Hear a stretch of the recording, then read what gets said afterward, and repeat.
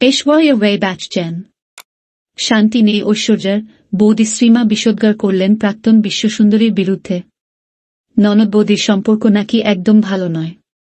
ঐশ্বর্যাকে নাকি হিংসা করেন শ্রীমা। এবার সেই অভিযোগের উত্তর দিলেন অভিনেত্রীর দাদার স্ত্রী। একের পর এক বিতর্ক ঐশ্বর্যা রায়কে ঘিরে। গত কয়েক মাসে তার দাম্পত্য জীবন চর্চার বিষয় হয়ে উঠেছে। তার পারিবারিক জীবন নিয়েও আলোচনার শেষ নেই। এবার সরাসরি বৌদি শ্রীমা রায়ের সঙ্গে সংঘাত। সমাজ মাধ্যমে শ্রীমার দুটি পোস্ট ঘিরে বিতর্কের সূত্রপাত। প্রথমটিতে শ্রীমা একটি ছবি সমাজ মাধ্যমে ভাগ করে নিয়েছেন। সেই ছবিতে শ্রীমার সঙ্গে রয়েছেন তার স্বামী আদিত্য রায়, তাদের 2 সন্তান এবং শাশুড়ি বৃন্দা রায়। এ ছবিতে কোথাও ঐশ্বর্যা বা তার কন্যা আরাধ্যা বচ্চন নেই। এই পোস্ট দেখে বচ্চন বধূর অনুরাগীরা সমাজ মাধ্যমে সরব।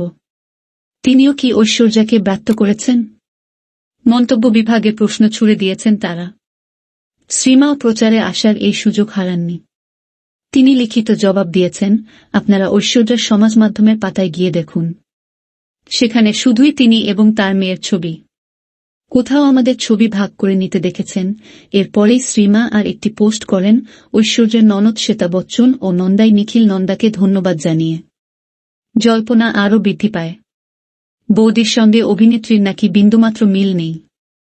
ঐশ্বর্যাকে নাকি হিংসা করেন শ্রীমা, উঠল অভিযোগ। ঐশ্বর্যার অনুরাগীরা রীতিমতো কটাক্ষে বিঁধেছেন তাকে। অনুরাগীরা দাবি করেছেন, এর আগে বহুবার ঐশ্বর্যার পারিবারিক ছবিতে দেখা গিয়েছে আদিত্য ও শ্রীমাকে। তিনি ছবি ভাগ না করলে শ্রীমাকে যে কেউ চিনতেই পারতেন তাও জানিয়েছেন অনেকে। এতে বেজায় চটেছেন শ্রীমা।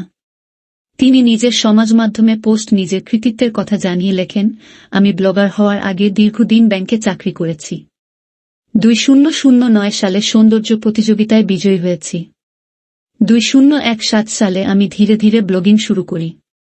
এটা সকলকে জানিয়ে রাখা ভালো, আমি কারো নাম ভাঙিয়ে জীবনে কিছু করিনি। আমি নিজের ক্ষমতায় নিজের কেরিয়ার তৈরি করেছি। সেটা আমার স্বামী ও শাশুড়ি মা সকলেই জানেন। শ্রীমা জানান, একজন মা হিসেবে পুরো বিষয়টি তার পরিষ্কার করে দেওয়া উচিত বলেই মনে করেন।